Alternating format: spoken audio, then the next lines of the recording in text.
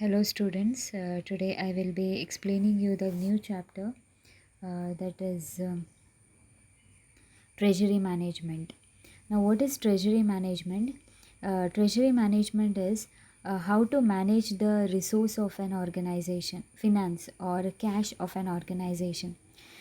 Treasury will be managed by the finance department, so there will be a finance department who will be handling this operation called how to manage the funds and how these funds are being used. Okay, so treasury is used by the government department receiving and payment of cash of the government. Now you can see the budget will be prepared. Why these budgets are prepared? To allocate the funds so that funds are properly used. So that is what treasury management, we are managing the funds of an organization. So it will be different industries like textile, germs, jewelry, computer, software, agro products gained popularity over this cash management. They have used the cash management because they have their own finance department. They will be managing the instruments, buying and selling, and managing the funds. Okay, now let us see what are the functions of treasury management. Generally depends upon the nature of organization.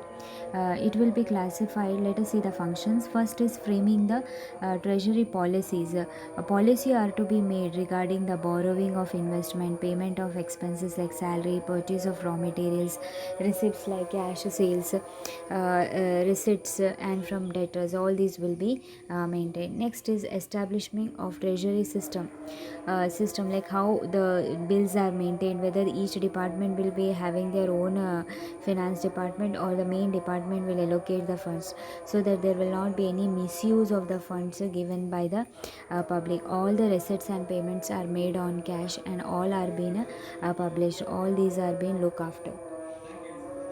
Okay, the next one is working capital management. Working capital is very important because when these finance department does the work of working capital. Working capital is a capital required to meet the day-to-day expenses, so these expenses can readily be met and easily be met with the help of this treasury management. Next is remittance of funds. Funds are to be remitted, it has to be transferred all over the country and all over the world. Similarly, through thousands of payments are to be made. So, when to make the payment, where to make the payment, all these will be done easily by the finance manager, and they have to maintain the treasury management so they can easily allocate the funds. Next is arrangement with the bankers. The relation between the bankers and the corporate is a continuous one. The banker performs a lot of functions, including cash management of the firm. A continuous and permanent arrangement must be made with an efficient bankers and to make arrangements as if when to make the payment and payment are made on time. Next is a cash management. Cash management is nothing but how to manage the cash or the debtors of an organization. So it is necessary to operate, maintain, and to reduce the profitability of the firm. It is very important to manage the cash. Okay.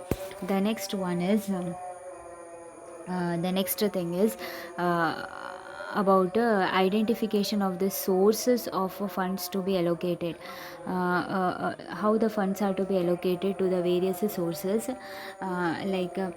sources of cash, sources of the generally be emergency, temporary or permanent basis. These funds are to be allocated. So for this purpose the treasury management plays very important role. Next is foreign exchange dealings.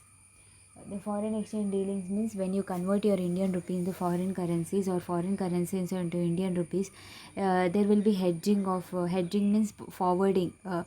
Forward cover, backward cover, all will be there. So when you the exchange rate will be fixed and then it will be transferred, the money will be transferred to their department.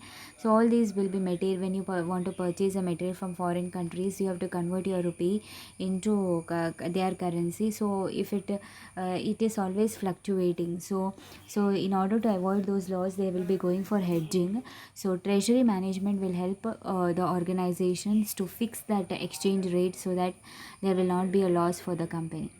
Next is planning for organic and inorganic growth. Organic within the organization, inorganic outside the organizations. For the development purpose, they need lot of funds. So these funds are to be managed properly with the help of this treasury management. Next is the risk management. The risk has to be managed properly, whether it is a fixed risk or floating risk, though it has to be derived and the risk has to be managed so that the proper management of the risk will take place. Okay, so if you today I have explained you about the what is treasury management and what are the functions of treasury management. Go through the theory part. If you have any doubts relating this, you can clarify. Thank you.